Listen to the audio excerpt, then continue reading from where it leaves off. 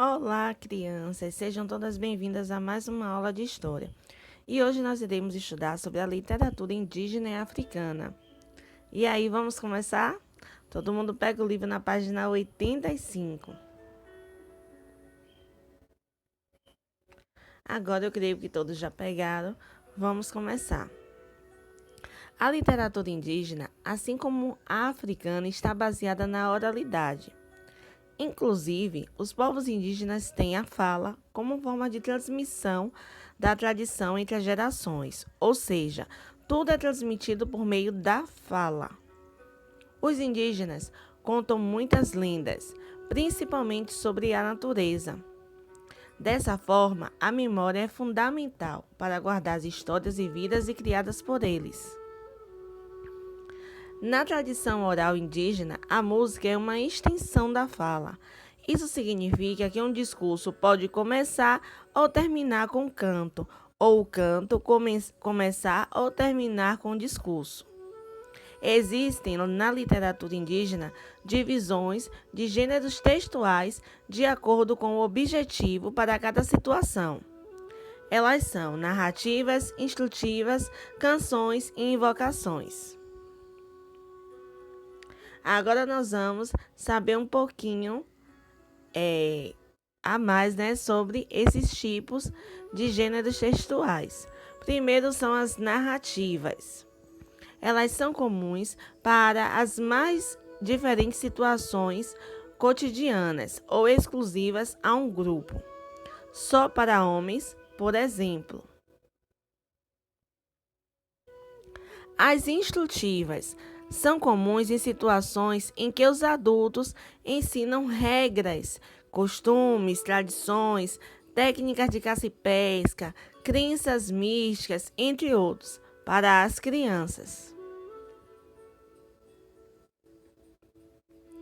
As canções, elas são comuns nos momentos em que os indígenas se referem aos animais e ao seu respectivo comportamento ou ao amor e à vida sexual, o que acontece de forma bastante desinibida.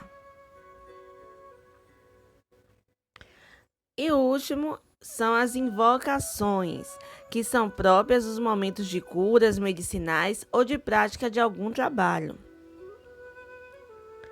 Recentemente, os povos indígenas conheceram a escrita e têm buscado utilizá-la como uma forma de registro, resgate e afirmação da sua tradição oral.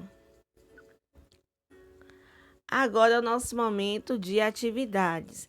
Aqui eu coloquei para vocês fazerem junto comigo os exercícios das páginas 86 e 87. A primeira questão, ela diz assim: identifique os gêneros textuais de acordo com a situação e escreva o nome correspondente abaixo. Aí, gênero 1. São próprias dos momentos de cura medicinal ou de prática de algum trabalho. São as invocações. Próximo. São muito comuns para as mais diferentes situações cotidianas ou exclusivas a um grupo, só para homens, por exemplo. As narrativas. Próximo. São mais comuns nos momentos em que os indígenas se referem aos animais e ao seu respectivo comportamento ou ao amor e à vida sexual. São as canções. E a última diz assim: são mais comuns em situações em que os adultos ensinam regras, costumes, tradições, técnicas de caça e pesca, crenças místicas, entre outras. As crianças são as instrutivas. Segunda questão. Sabendo que a literatura indígena está baseada na oralidade, explique como os indígenas transmitem as suas tradições. Essa resposta é pessoal. Cada um vai fazer a sua com base no que entendeu. Terceira questão. Escreva a resposta de cada uma das perguntas a seguir. Letra A. Em que está baseada a literatura indígena? Ela está baseada na oralidade. Letra B. O que os povos indígenas utilizam para transmitir a tradição? Eles utilizam a fala. C. O que é fundamental para os povos indígenas? Por quê? A memória, porque com ela podem guardar as histórias vividas e criadas por ele. D. O que os povos indígenas conheceram recentemente e como têm buscado utilizá-la? A escrita. Eles têm buscado utilizá-la como forma de registro, resgate e afirmação da tradição oral. Quais são as divisões de gêneros textuais na literatura indígena? São narrativas, instrutivas, canções e invocações. Quarta questão. Escreva em que situações as narrativas são mais comuns. As narrativas elas são mais comuns nas mais diferentes situações cotidianas ou são exclusivas de um grupo. Quinta e última questão. Escreva em que situações as instrutivas são comuns. Elas são comuns em situações nas quais os adultos ensinam regras, costumes, tradições, técnicas de caça e pesca, crenças místicas, entre outras, às crianças. Vamos agora para a página 88, onde nós iremos estudar a literatura africana. A literatura africana, assim como a indígena, está baseada na oralidade, ou seja, a contação é fator determinante. A produção literária, com essa característica, em geral, associa a poesia à música. Nessa produção literária musical estão presentes cantos correspondentes a diversas situações, trabalho, lazer, religião, entre outros. É comum, nessa literatura, estarem presentes também os desafios. Muitos contos populares, provérbios e palavras de origem africana vêm sendo resgatados por pesquisadores, mas se conservam também cantos tradicionais, tanto de natureza histórica e religiosa como recreativos e de provocações.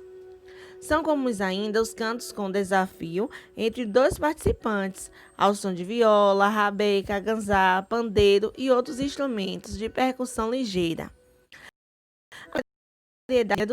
Que talvez supere a quantidade de gêneros da poesia escrita praticada no Ocidente europeizado. Agora é o nosso momento de construindo o estudo da história. Questão 1. Leia o texto a seguir, que ele tem origem da África, e realize a contação de história junto com seus colegas. Como nós estamos em isolamento social, a professora vai estar lendo e todos vocês vão estar acompanhando, tá bom? A moça e a serpente. Vovó Ussamane, enquanto esperava as crianças se sentarem para ouvir sua história, olhava com atenção o rebuliço das mulheres da aldeia, atarefadas com os preparativos do casamento da filha do ferreiro. Ainda bem que ela vai se casar de acordo com os velhos costumes, pensava o avô.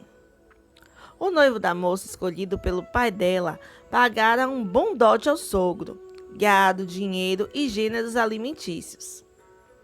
Vovô Ussamane não gostava de saber que, na cidade grande, depois da independência nacional, as moças já não respeitavam mais essa antiga tradição e se espantava com o fato de os rapazes não precisarem presentear seus sogros para se casarem. Por isso, resolveu contar uma história sobre uma moça que desobedeceu aos conselhos do pai. Havia uma moça que vivia dizendo para as amigas que só se casaria com um rapaz que ela mesma escolhesse, e nunca pelo seu pai.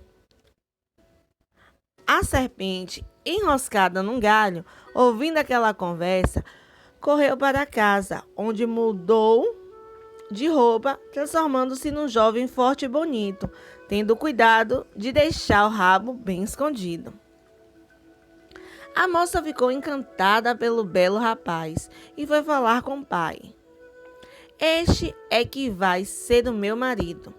O pai não gostou nada da atitude desrespeitosa da filha, mas teve que ceder ao desejo da moça e fez o casamento. A casa da serpente ficava afastada da aldeia do sogro. A moça, coitada, passava os dias arrumando a imunda e bagunçada habitação do esposo.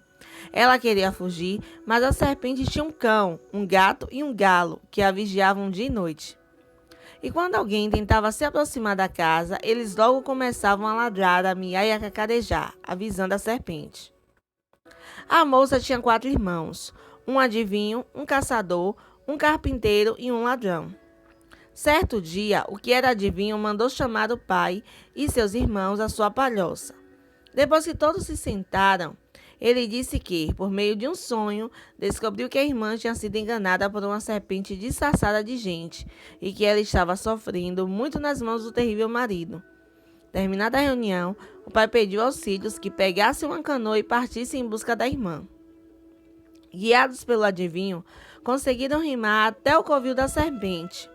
O irmão, que era ladrão, tinha roubado carne, peixe e milho para distrair a atenção do cão, do gato e do galo. Enquanto os bichos brigavam pela comida, eles pegaram a irmã e levaram para o local onde tinha escondido a canoa. A essa altura, a serpente já sentia a presença dos intrusos e tinha destruído a canoa. O irmão, que era carpinteiro, pegou os pedaços que restaram e construiu outra na mesma hora. Estavam rimando o mais rápido que podiam, quando viram a serpente nadando velozmente em direção a eles. À medida que nadava, a cobra fazia com que as águas do rio ficassem revoltas, atrapalhando a fuga dos irmãos. O irmão, que era caçador, pegou a lança, mas não sabia onde atirar, porque, quando ficava enfurecida, cresciam na serpente mais 7 cabeças. Em qual delas devo atirar? Perguntou o caçador ao adivinho. Naquela ali, disse o adivinho, apontando com a mão. O caçador, apoiando-se com dificuldade na canoa que balançava para todos os lados, mirou cuidadosamente e acertou a lança na verdadeira cabeça da serpente.